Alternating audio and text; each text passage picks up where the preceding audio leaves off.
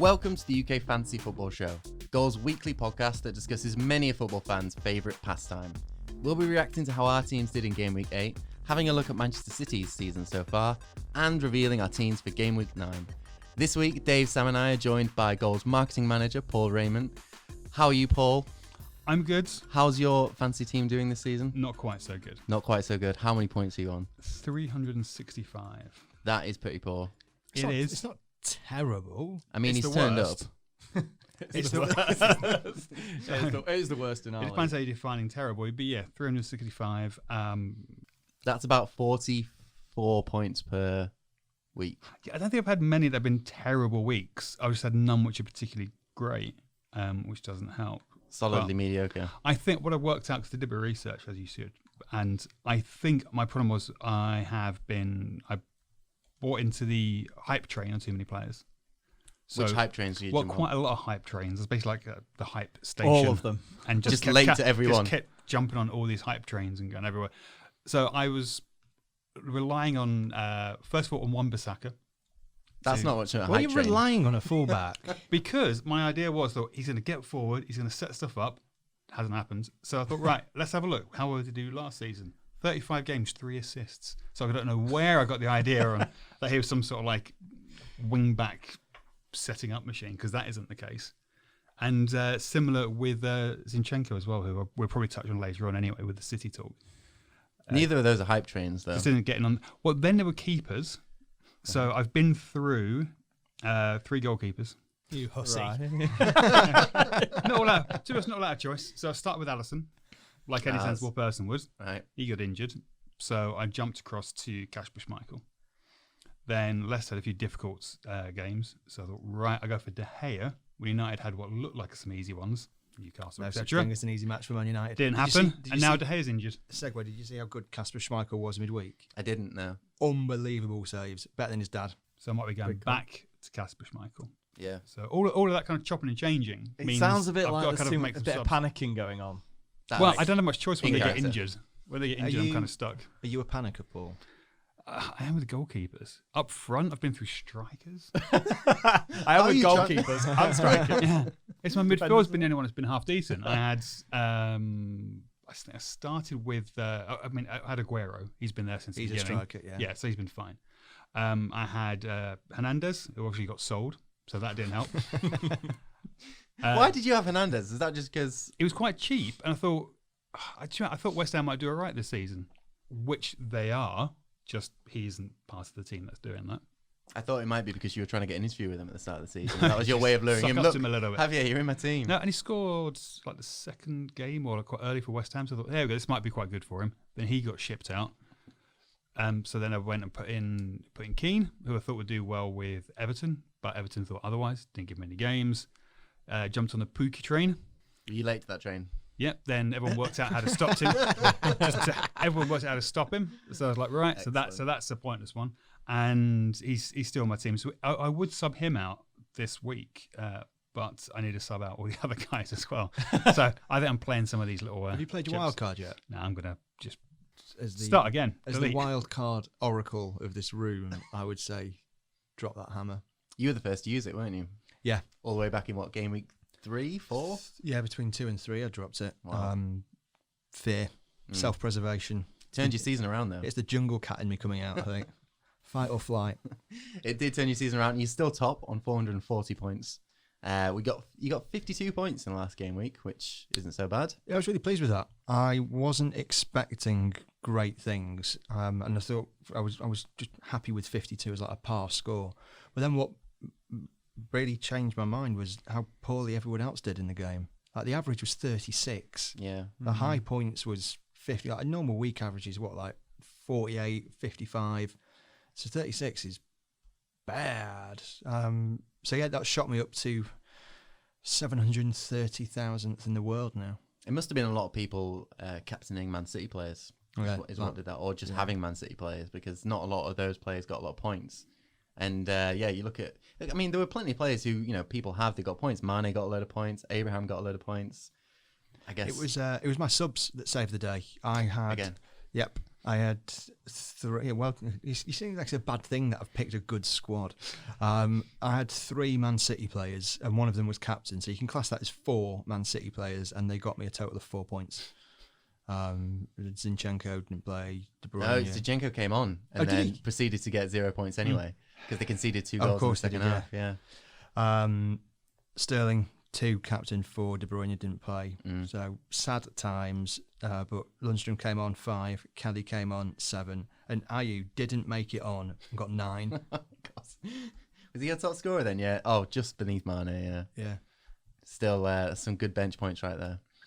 I think the difference mainly between mine and your team this week then is pretty much just the captain, because I had Mane as well, but I captained him, so I got 67 points.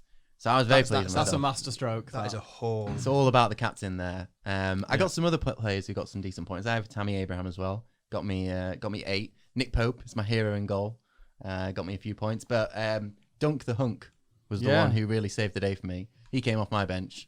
Did not expect points against Spurs, but I think were they away to Spurs as well, or I can't remember if they're home or away. No, they were at home. Home, but still, 3-0. I know. It's a big result. Massive. Spurs look a little bit all over the place at the moment, don't they? I know. Well, this game week I was looking at transfers and I was thinking, shall I put Son in? Like, are Spurs going to turn it around a bit? But I just don't have the belief. I don't think you can really gamble that much at this stage in the fantasy football season. You need to be looking at the people who are getting the points on the board and the teams that are in form and you're going to get points from. One of my outside choices recently has been James Milner, who was my highest scorer last week. He scored 13 of my impressive 36 points. He scored 13 points. Milner 13 got 13 points. He was in the dream team this week. Nice. Squeezed But in he's there. just in and out of the Liverpool team, isn't he? So As I say, it's a very poor squad. It was an interesting looking dream team this week, the fantasy football one. There were some unfamiliar faces in there. Adama Traore, I think, was one of the ones who got 16 points. Boom. To the point I'm very tempted to put him in, but I just think it's one of those ones that no, don't do No it. way. the flash in the pan week and you get tempted by it. Matty Longstaff got 10 points. Newcastle hero. Absolutely. You got Longstaffed, did Man United, didn't you? Yeah, how old's Matty Longstaff? 19. In that region, yeah. He owned, or him and his brother owned United. You got to love a good brother combo. Absolutely, and I love their post-match interview. I've loved the Snapchats pictures you've seen of Matty Longstaff when he was like 13, crying over splitting up with his missus, and now he's absolutely rifling it in the bottom corner in full of a capacity at St James's Park. Yeah. He's laughing now. And we talked about Man United on the last episode and their current mess. But we did think, Newcastle, it's one of the fixtures you might want in that sort of melee. But they did not come out of it very well, did they? At all, really? No. They just didn't. They're just fragile, aren't they, United? It's like they're at that point in the game as well, before Longstaff scored, they were just starting to attack a bit more. And I don't know if it's fragile. mentality-wise, isn't I would it? say impotent. So, yeah, they just don't look like they're going to score, which is, and you can almost draw comparisons with Tottenham as well and their poor form. England midweek, Rashford looked like that Mbappe bettering wide player I used to think was possible. Did the defender, cut in, smashed it in the roof of the net. It was a great goal. And also Kane looked, it was Bulgaria, but he looked superb. That's like a friendly for those Premier League players to find a bit of form, isn't it? Rashford, it's a great confidence builder match for them. They must look at it in that way. Yeah. I've got an opportunity here to play against guys who are nowhere near my level to actually build a bit of confidence, and that's the kind of thing Rashford should be playing like that. But he's not being given that kind of time and space in the Premier League, is he? No, and obviously club teams are always better than international teams, just in the way they play, because they get to play with each other and train with each other week in, week out, day in, day out. But Rashford looked far better playing for England than United, so it just makes me think that obviously there's a big problem at United. If you need to stick him back out on the left to get the best out of him, do it. You just stick down the middle. I don't know. I don't come to this with all the answers. I don't know. Martial, hope we'll find out in the next day or so with Ollie's press conference whether he's back. You could bring Sanchez back. He's injured now, isn't he? Can't even do that. Mason Greenwood. I don't know. Football's rubbish. Anyway, change the subject. The whole game was overshadowed by all the racist abuse that went on in the match itself. Anyway, wasn't it really? Bulgaria weren't any kind of opponent on the field, were they at all? No, it was a good way to bounce back that result after the previous one as well. I thought everyone had gone a bit of a board with the England criticism the week before. Yeah, it was like, you've not lost in a qualifier for 10 years and we just lost, 2-1 against Czech Republic, who away from home, one of the better teams in the group. I don't know. Qualifying's not really our problem though, is it? It's another reason why I kind of lose interest when England play playing at qualifiers. It's when we get to the business end that things used to, and last time's obviously a bit different, fall apart. What did you think of Mings then? Because I have a lot of people singing his praises. Played quite well alongside Maguire. Southgate's mixed up a lot of centre backs, hasn't he, during his time? Yeah, so we were manager. We were looking before the set of matches for the 2 matches this international break, who would get into that England Euro 20 squad, and Mings wasn't one of the ones you'd put on that 23 list. But after this break, you would say he probably has etched his way in there. I think centre back is one of the spots where people could definitely break in, because all of them are not necessarily that set. Like, you look at, Harry Maguire, you'd say, is probably pretty much the most set. But obviously, Man United's defence hasn't been great so far this season. You've got Keane in there, who's not really having a great season with Everton. Joe Gomez not really playing for Liverpool. Kyle Walker's been playing at centre back a bit for them over the years, and he doesn't seem to necessarily be nailed on. Yeah, there's an opportunity to break in, and Mings has done a pretty good job of squeezing. Yeah, he has. I was looking at some stats earlier actually, and Keane was one of the guys that came up highest on giving the ball away in his own half. I thought that's shocking, really. In the Premier League this season, and I thought that's shocking, really, for a guy who's being selected as an England centre back. Well, Stones is the same, isn't he? Yeah, I look at John Stones and I think you're going to give that ball away. Yeah, they look nervous on the ball, and Maguire's now he's playing for Man United. You can kind of feel that starting to mess with his form a little bit. The fact that he's in a team that the expectations are so much higher and there's a bit more weight on the shoulders there. I don't know, when I was watching him for England, I thought, is this a different Maguire we're seeing a bit here as well? I don't think Man United's defence has been that bad this season. It hasn't actually, has it? It's far, far, far better than it was last year, but it's not that bad. Yeah. In fact, it goes so far to say it's quite good. It's just that they've sort of nailed that half. It's the other half where they can't buy a goal. I didn't even bother checking this because it was just making me feel low. But apparently Rashford won goal of the season for September with a penalty because that's the only goal we scored. Jesus Christ. That's Blake. Funny. Very funny.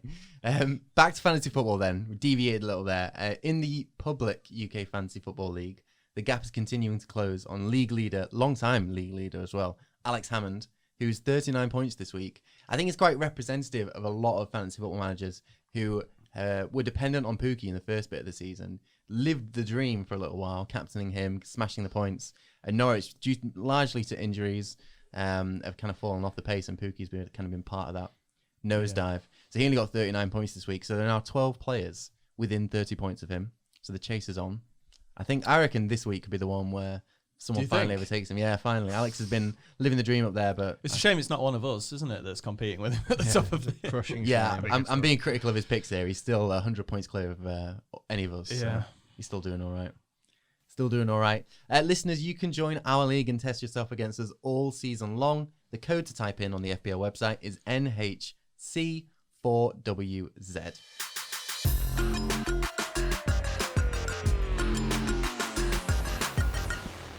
Let's move on then. Each week, in between our game week review and preview, we're going to be tackling a topic that will be discussed among FPL managers far and wide.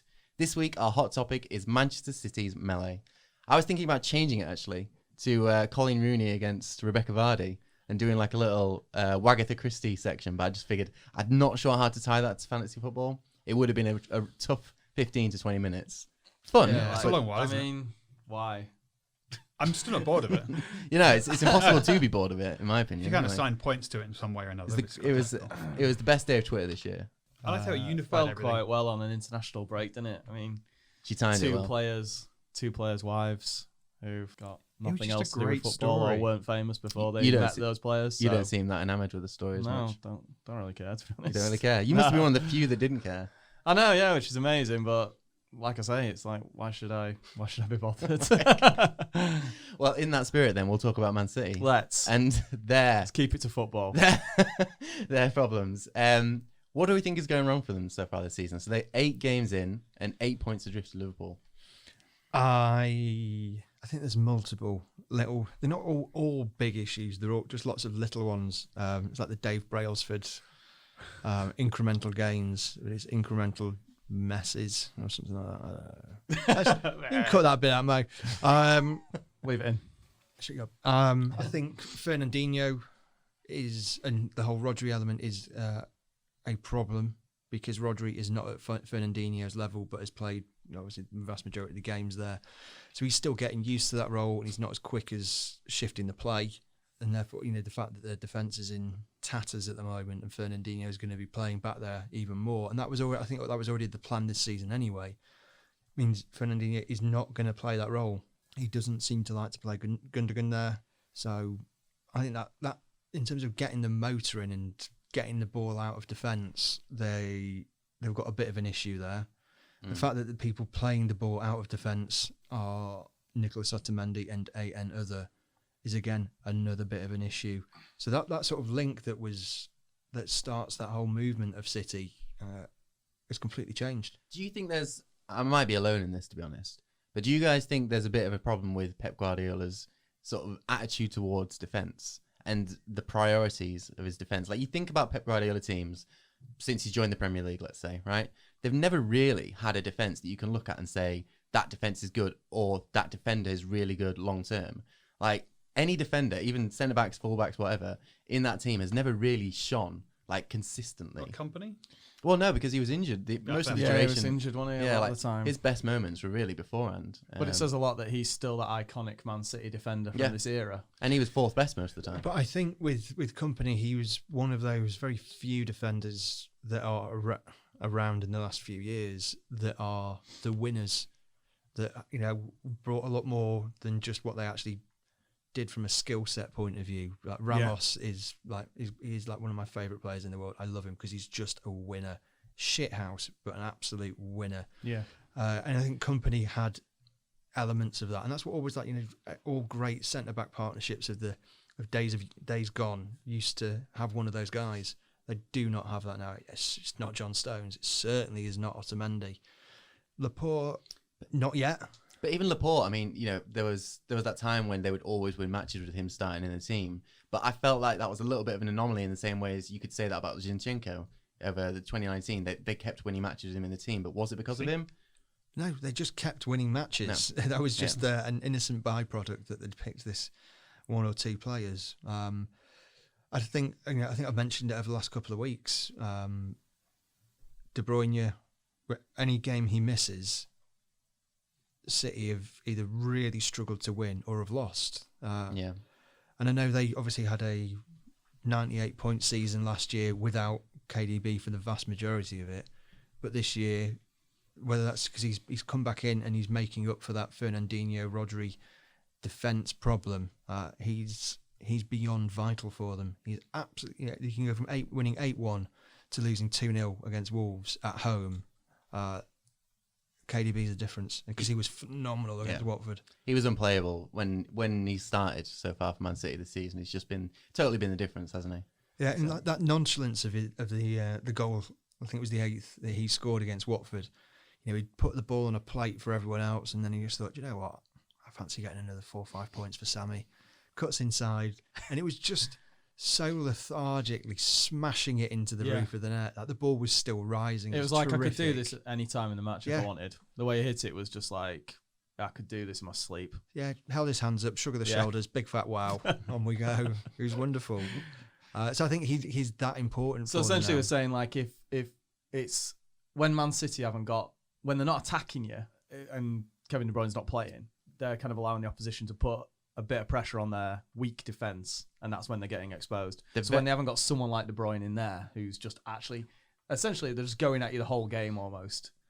If they haven't got that player in there, or maybe a couple of players like that, or they don't particularly play that way in the actual match itself, as soon as teams start to press their defence a little bit or get that opportunity, they're exposing some of the weakness that's there at the back. Can I hit you with an XG stat? Go on. It's a reverse XG stat, which I quite like. So goals. Their XG, no, it's their XG for shots against rather than for shots that they're actually taking themselves. So XG for shots against, Man City are bottom of the league. Is that good or bad? It means that that either two things are happening. Either one, that teams that they're playing against are just getting clear-cut chances. So, but he's been bottom of the league, the worst place to be. Yes. Or is that okay? So it basically means there's too many goals going in for the shots that they're facing.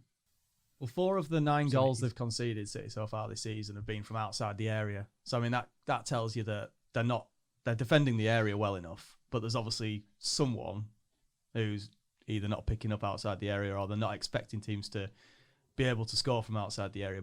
But what I notice about the Premier League in general is most teams have got somebody in their team who can absolutely smash one in from outside the area, because you have to have that option. Because a lot of the let's not get this wrong, right? Manchester City they've had 3 clean sheets so far this season, which is as most as anyone's had in the league as well. No one's really keeping clean sheets anyway. No one's defence is absolutely remarkable. So, I mean... And they're a victim of their success last year as well. I mean, they are second to Liverpool, but Liverpool have won 8 and 8, which is... I think what does put a little twist on it is the fact that Liverpool have won 8 and 8. And they've...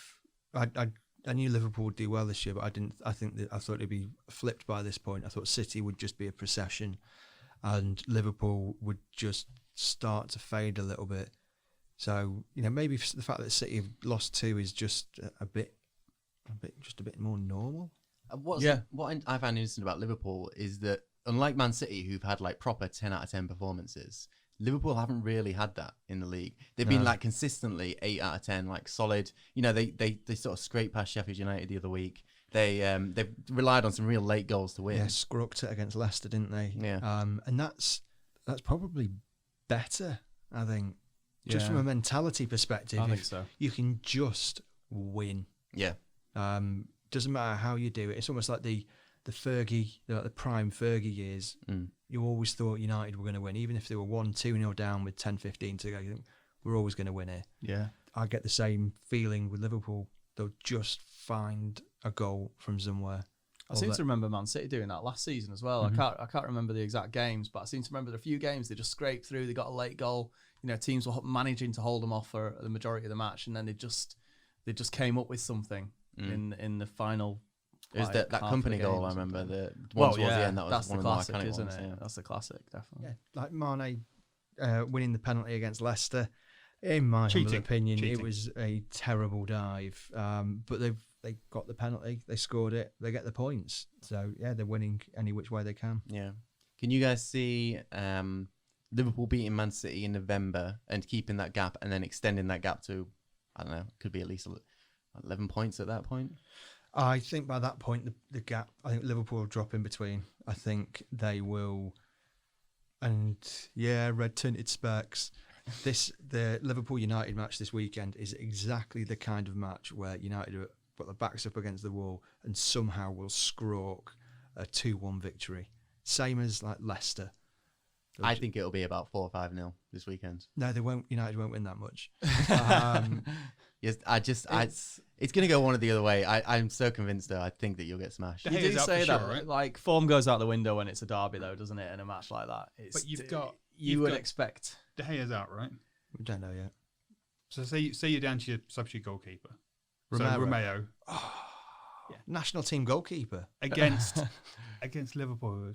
I can't see you. I can't see you getting Liverpool, Schmitherpool. They'll be fine. So yeah, 2-1 United. Stick your mortgage on it. And then Spurs after that. Yeah, so I think Liverpool will drop points. They might not get beaten, but they could. I think they will draw a couple. So by the time they play City, there'll be a 3 or 4 point gap. I honestly think Man United away this weekend. The weekend after that, Tottenham at home. And then the weekend after that, Aston Villa away. Villa is the hardest match of those 3. For me, for Liverpool, I think that is the hardest fixture. I think that they'll walk the other 2. I think they'll beat Villa as well, to be honest. But I just think that they'll still be, at least 8 points clear come November 10th. And then heading into the international break of November? Daylight. You might be right, but I think you're looking at it in like a bit of a linear way, like based on the teams that are doing well so far. I can see where Sam's coming from. Sometimes, especially when you get these 2 big teams meeting, you don't really know who's going to come out on top, even against the run of form. Big teams? Liverpool and Manchester United and Tottenham. Oh, Paul's doing a joke. Oh, sorry, was that? That was Paul. But yeah, I would expect Liverpool will start to drop a few points, and that in that game, Man City Liverpool, I think Man City would win it. I don't know why.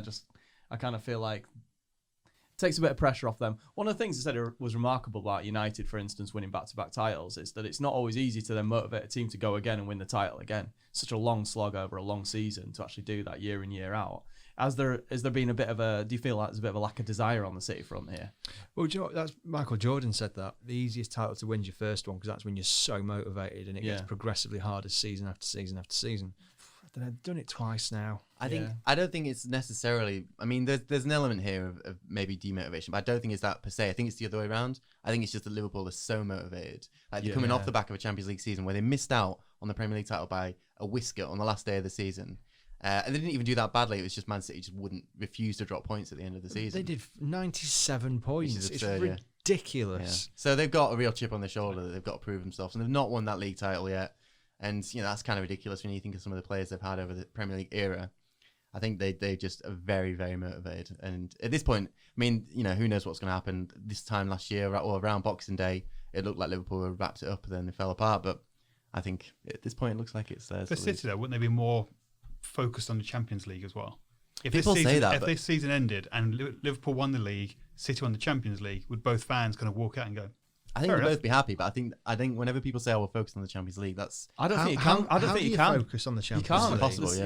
It's too piecemeal, isn't it, across the season? It's a cup. It's that's why focused on it, as in we won't bother with this, we just focus on that one. But if they go on and win it, are they going to be that bothered about winning the Premier League? They're not, but it's a massive if, and they've never got even really close. I can't see City winning the Champions League this season. I can. Can you? Yeah. Could you have seen Liverpool last year? Could you have seen Spurs get into the Liverpool final? last year, they got to the final the year before. I thought, yeah. Spurs get into the final? Well, I would have said Spurs. But Ajax doing so well. There's still some. I think City have got what it takes to get to the final and win it. But so have other teams as well, and as you're right. So about, yeah. There's a game of two halves in it, mate. Someone could win it, someone else could. What do we make of Man City players to get into your fantasy team then? Let's make it about fantasy football now. Like, who in that squad, because he rotates quite a lot, you say are the most valuable? Because I've got Aguero, but if I remember rightly, you two don't have Aguero. Paul does. I've got Aguero, Sterling, and the aforementioned Zinchenko, I'm just going to wipe the whole lot going. Apart from Aguero and Sterling stay, I mean, madness to my happen. You're going to wipe the whole lot? Apart from Aguero and Sterling. Right, okay. So you're playing a wild card? Ooh, but I think I've got Van Dijk. You don't get rid of Van Dijk. Just decide. Are you playing the wild card or not? Anyway. At least half will go. So we think Paul is playing his wild card. Oh yeah, playing my wild card. Okay, there we go. I think De Bruyne is a must. I mean, I'm in a difficult spot with him because I had him from the first game of the season, and if I sell him now, I lose quite a lot of cash. Just drop. Why him would you in say? No, but Humble brag. Yeah, there's absolutely nothing humble about that, Miles. But if last weekend I was like, do I get him out to get someone in because I had Martial in red, De Bruyne potentially in red as well. If I've got to keep him even if he gets injured for a few weeks. But he's City's best player. I don't know who else because of the rotation element. Yeah.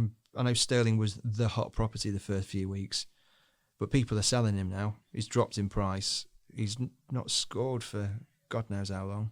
Yeah, he's not been in as hot form as he was against, was it West Ham? All right, well, we scored 2 games ago. But it is very hit and miss because, Mahrez has had some corkers. Yeah, that's 1 in 5 for Sterling. Bernardo Silva, he had a good game when you dropped him. Yeah, Bernardo Silva's got a hat-trick, didn't he? Yeah. I'm sticking with Sterling. I've got Sterling and Walker in my team. I think Walker's a good shout. But then you don't know whether he's going to start blooding this 55 million fullback that he's bought and just kept on the bench. Yeah, I mean, we talked about City's defence, didn't we? How much money have they spent on it? Well, that's why I think it's so crazy. That's why I think that he's got a problem with his defensive tactics. Because I'm sorry, but all those players can't be flops. Like, statistically, you get a lot of flops when you're a big team. You sign a lot of players fail. But to get every single defender that they've signed recently to be not a successful defender seems a bit... It's because they're playing together, though. It's like they're not bad players. It's just, can you get that many new guys together? And especially a defence has got to work together as a unit. But that's why I think it's a tactical problem. I think it is a tactical problem. I think it may be because they're asking a bit too much of them. Like, they have to be these ball-playing defenders who get everything right going forward. Every pass has to count. They can't give the ball away. They've got to then make sure they keep it tight at the back. They've got to protect the goalkeeper. They've got to be everything, haven't they? And the pressure is on them as the last line of defence, obviously, before when teams are attacking them. Yeah. Whereas like midfield don't have that problem, but they're essentially midfielders and their defenders rolled into one, a lot of them. And we talked about it before with people like Kompany and Sergio Ramos. You've got to have massive personalities to be able to do that. And I don't think those personalities, you can't, they're few and far between. There's probably not a great deal of them around. Every other top club in the world, you look at the defenders and you can pick out like a world-class player in that. Like, I mean, let's look at Van Dijk. Liverpool signed Van Dijk and it turned him around, and now he's considered the best in the world. Big personality. He can take the weight on his shoulders, can't he? Yeah, you mentioned Ramos for Real Madrid. There's Piqué for Barcelona. All these big teams have those big players, but Man City just have never had that big defender. Or at least, not in the Pep Guardiola era. No, consistently. Are we staying? So I've got Walker at the back, but are we staying? I'm going to stick with Sterling because I don't think there's anything wrong with that. Yeah, I think he's not been that bad. He starts most games. A couple games. of games without scoring. Yeah, they've got 3 really easy fixtures. Well, comparatively easy fixtures coming up now. Against, I think that means he won't play in one of them. Probably good. They've got what 2 Champions League fixtures, I think, between now and the Liverpool game. They're both Atalanta, so they could drop them for them. Give them a break. There's going to be rotation. For me, Aguero's in there because even when he comes off the bench, he seems to score quite a lot. Yeah. And De Bruyne, for the reasons Sam has laid out, it's just impossible not to pick him when his form. Aguero's quite expensive. I dropped De Bruyne, by the way, because I thought I can't really afford for someone to be dropping points through being injured, so I wanted to get players in who I knew I was going to get some points on the board. So last week I brought Mount in and I brought I think I had Abraham already. I did. I think I had 2 transfers. I can't remember who it was now, but I definitely brought Mount in and took De Bruyne out. So that worked out. Mount right, got 7 points. So again, more points than I would have got if I'd have left the injured player in there. So can you get De Bruyne back in this week? Is he back from injury now? He's yellow, but he's expected to be back. Yeah. No, he's not. He's not going back in. I'm going to leave it. I'm going to just leave Sterling in as. I have made a transfer. Are we coming around to that, or we're coming around to that? Hold your horses. We'll come back. Sorry. To you. Before we run through mine, Dave and Sam's changes, Paul will be revealing his 1 week wonder team. So he has to pick a team to get as many points as possible from this one game week. The high score remains 64 points. Charles Watts has held that for a while now. He came on quite early in the season and just no one's been able to topple him. Who have you picked to try and topple our Arsenal man?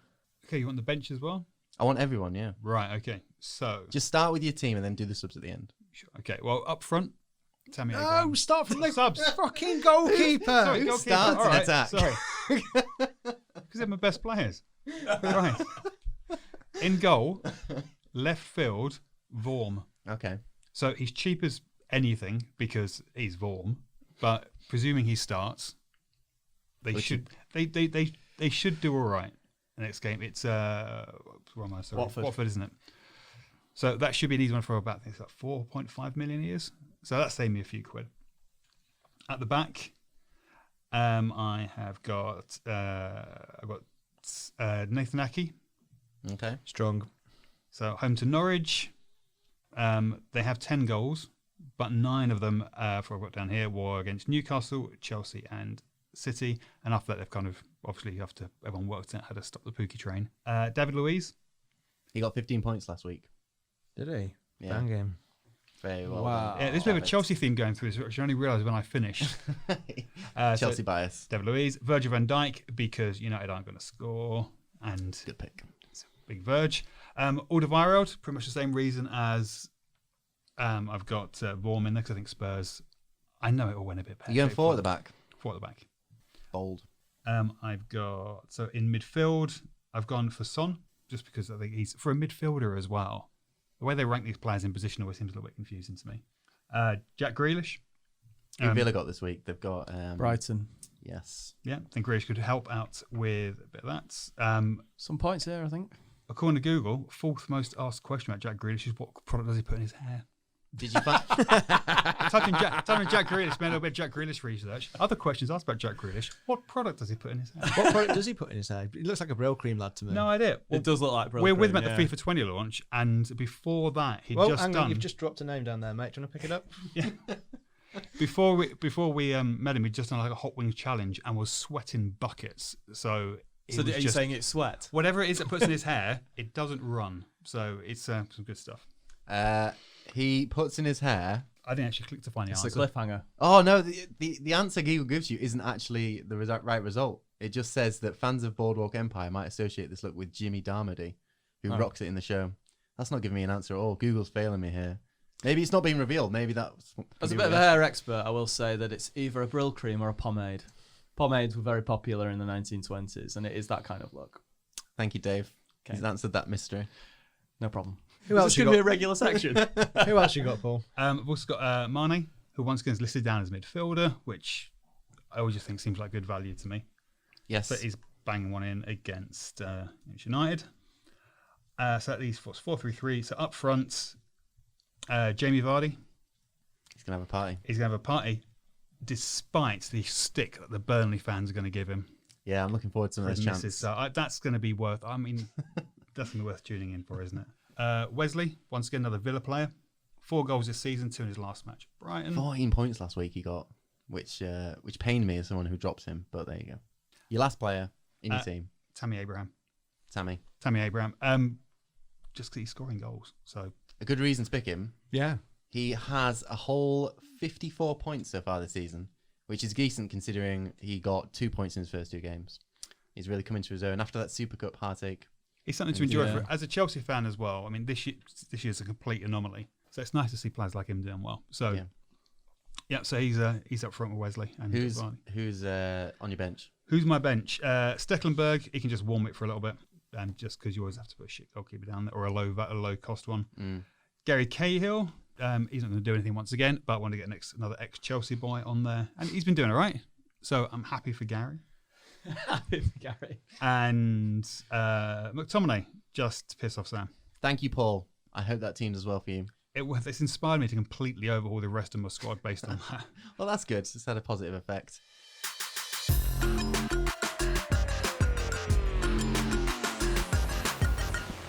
Let's move on to our teams then. What changes we've made? We've all done our wildcards, so unfortunately we cannot rip up our teams. But I think we're all in a pretty happy place at the moment, by the sounds of it. Dave, what changes have you made? I've just made one transfer. I've brought Callum Wilson in for Ayew. So Ayew's out. That's an Wilson's upgrade. in. It is, yeah. I had a bit of money in the bank still. So Was that your only transfer? yeah, That's think a lot so. of money you must have had kicking around yeah. I'm not sure why that was, but anyway, just down the back. it's of the probably circle. from. In fact, I know what it is now. It's from selling De Bruyne and bringing in Mount, I think, because there'd have been quite a bit of price difference there, wouldn't there? about 2 million or so. Yeah, which is good because now I reckon I'll be playing 3 up front, as I'm going to drop Cantwell, as he's injured and Norwich are having a nightmare now, partly due to injuries, I think, as well. Callum Wilson's just been phenomenal. I'm just looking at his stats this season. I was tempted to put him in my team for this week. They're good, aren't they? Yeah. 5 goals so far. So like Arsenal last weekend was the first time he hasn't scored more than he hasn't scored more than 2 points. So the previous times he's got like 5 points a bunch of times, 7, 6, 13. Good luck. He's a great striker. Everyone knows what he's capable of. He doesn't have the most shots though. He's not up there with some of the top shot takers in the league. But when he does, he scores. 5 in 8. His big chance conversions pretty high. I think it's like 50% or something like that. So it puts them away. 3 assists too. Yeah, 3 assists. It's all right. So I mean, Norwich this weekend for me, I feel like Bournemouth stand a pretty good chance there. Yeah. So is that your one change? Yeah, that's my one change. I've messed around with the formation a bit. Like I said, Peters for Burnley looks like he's injured potentially, so I might bring Rico in as well and assume that Bournemouth are going to keep it strong at the back and Rico plays. So it'll be 3 at the back: Rico, Van Dijk, and Walker. I've got Pope in goal, but and then McTominay, Sterling, Mount, and Mane in midfield, and Wilson, Abraham, and Firmino up front. So the team's starting to look probably a bit like a lot of teams now in Fantasy League, where they're like you're starting to identify these players that are going to score points consistently week in, week out. The big question is, who do you captain? Which was a big question last game week. Me and Sam were umming and ahhing over Sterling, which is Sterling or Abraham or Mane. Unfortunately, didn't pick Mane, which would have been what you did, a points fest. Yes. So you're going to go with this week? Do you know? At the moment, I've got Abraham down, but it's again. Chelsea play Newcastle, aren't they? Yeah. Newcastle on at home. paper, on paper. It's one of those again. It's like we looked at the Manchester United Newcastle game. We go on paper, you go, oh yeah, I expect they'll do well against them. But I've got 2 Chelsea players in my team, but I'm not captaining either of them just because Newcastle seem to only be able to turn up against top 6 sides at the moment. Right, yeah. Spurs, Man United. Yeah, but it's Spurs and Man United, isn't it? Yeah, but Chelsea, they haven't had been consistently excellent. They're not the same. They might be within touching distance of Man City, but they're certainly not. I wouldn't put them in the same bracket. No, I think that they have had a few wavering moments. Obviously, they got smashed by United first day of the season. This is at the bridge, innit? So I think it'll be 4-0 to Chelsea. Heavy. I know. I think it'll be some goals from Newcastle too. No, probably not. If I'm being realistic. Trying to be generous. In my team, I've only made one change as well. I brought in Maddison, who had a solid last week against Liverpool, even though they lost. He got 7 points. He's got 2 goals now in 3 games. Plenty of value in that. He's quite cheap as well. He's only, when I got him, 7.2. He's 7.2 now, but when I got him, he was 7.1. So he's a really, really good player. Yeah. Oh yeah. And he was an upgrade for me as well because I had 1.1 knocking about because... and they've got Burnley this weekend, haven't they? Yeah, they've got a good run of fixtures coming up, I think, Leicester, which is what tempted me. And yeah, Burnley at home, and then Southampton, Crystal Palace, Brighton, Everton, Watford, Aston Villa, and Norwich. They've got loads of... There's only Arsenal in amongst that. That's a little bit of a tricky fixture. Shout that. Have you got any other Leicester players? Because my team, I've taken all my... I haven't got any Leicester players. I've got Sionku as well, because Sionku is dirt cheap. Is he on your bench? Yeah, he's usually knocking about, but he's gone to 4.7 now, but I think I got him when he was 4.5. And, 4.5 for a defender who's potentially going to be a defender in the top 6 side this season. It's hard to see Leicester falling out of that, especially by Christmas. You look at that fixture list, as long as they don't completely fall apart, they've been really good so far this season. So I've got 2 in there, yeah. I'll go through the others in my team just so you've got it on. Pope in goal as well as you. Can't resist Pope. Tomori, Alexander-Arnold, Otamendi in defence, Maddison, Mane, Guendouzi and De Bruyne in midfield, and then Haller, Abraham and Aguero in attack. Aguero's my captain. Haller's a good shout, actually, against Everton. He was in my very first fantasy football team incarnation as well. No, I'm still not aboard the Haller train. Let's see how he gets on this weekend. He scored at the weekend. So? I think he's great. I think you're wrong. I think he's a nice player. I don't think he's a decent fantasy football asset. I haven't been unimpressed with him at West Ham. No. He's not been bad. So he's sticking in there. He's a bit pricey. Well, not massively pricey, but 7.4. He is an IU price who you've got in your team who racks up. He's 5 million as well. Man. I know, racking up those points on as your third sub. Jordan. So go on then. Who's in your team? You made any changes? I've made one change so far. I have taken out Zinchenko finally. I don't trust him. I don't trust Pep and I don't trust Zinchenko. Trust issues with this Man City team. So I've put Soyuncu in from Leicester. Again, just similar reasons, or exactly the same reasons actually, Miles, as you just stated. So that's done and dusted. I am toying with one more 4-point loss transfer, which will be taking Cantwell out and bringing James Maddison in. Get him in. Everyone's getting on Don't Maddison, get aren't him they? in. What does 4 points Stay do off if it my takes off Sam's? I'm still top. I'm still top. Oh God, yeah. 18 points adrift. Yeah, you've got it. You can burn it, and I'm in a nice place there. I feel. So I would then have a team of Heaton, although he's yellow at the moment, but he'll play. Brighton. It's against Brighton, easy. Soyuncu against Burnley, brilliant. Maguire, we'll see about that. So he may very well be getting shipped out in the next few weeks. Matip is down as yellow, but I know he's back in training, and as Neil Jones has said to us, it's his shirt to lose at the moment. And then Sterling, Mane, De Bruyne, he's listed as yellow, but it'll be fine. Mount, and then I've got Cantwell, and I'm just not getting it from Norwich. They've stopped scoring, which was the only reason you had them in your fantasy team, because you think, well, all right, they're crap in defence, they're going to lose loads of matches, but they'll maybe 1 or 2 goals a game. That's not happening. But then they had the gall to go and score 1 against Villa when they were 5-0 down, destroying Heaton's clean sheet. And it wasn't even Cantwell. Shithouses. Yeah. So that was very unfortunate for young Todd that he's going to be cast aside from my squad. And then I've got Tammy up front and Callum Wilson. Again, Tammy against Abraham against Newcastle. There's goals there. And Callum Wilson against Norwich. I mean, I don't know if you studied the defence, Norwich's defence against Villa. It was dreadful. Beyond dreadful. All I know is they've conceded the most goals in the Premier League. Like, they've conceded 21 goals of Norwich this season. Yeah, honestly, like Fulham, Derby, when they got 11 points, would be embarrassed with that defending. It was shocking. So Callum Wilson, Harry Wilson behind him, Josh King as well. Josh King's a good shout because he takes penalties as well for Bournemouth. He's only 6 in a bit as well, but they should be having an absolute field day against Norwich. They are that bad. And they've still got all their injuries. That's not changing. And then my boys on the bench, my golden trio of Lundstrom, Kelly and Ayew, who admittedly are playing Arsenal and City. So I don't think there's going to be that many points coming, but I don't need it. I don't think Arsenal are guaranteed a victory against Sheffield United. I think Sheffield United have proved this season that they're pretty difficult side to brush to one side. They're not a Norwich in defence, are they? No. I mean, we're talking about these Norwich injuries, and they didn't have that many injuries at the start of the season, and Liverpool looked like smashing in double figures against them. Oh yeah, but they could attack. Oh yeah. And now they've seemingly lost that completely lost that ability as well. But I think the idea of captaining a Liverpool or City player this season, this game week, just I can't get on board with that. So it's going to be Abraham or Wilson, and I think I'm going to go Wilson. That would put the cat among the pigeons, I think. I don't think I would go for Wilson. Even though it's hard. With your captain, you always just want to go with somebody who it's got to be like a big team player almost, I'd find it hard to captain a Bournemouth player.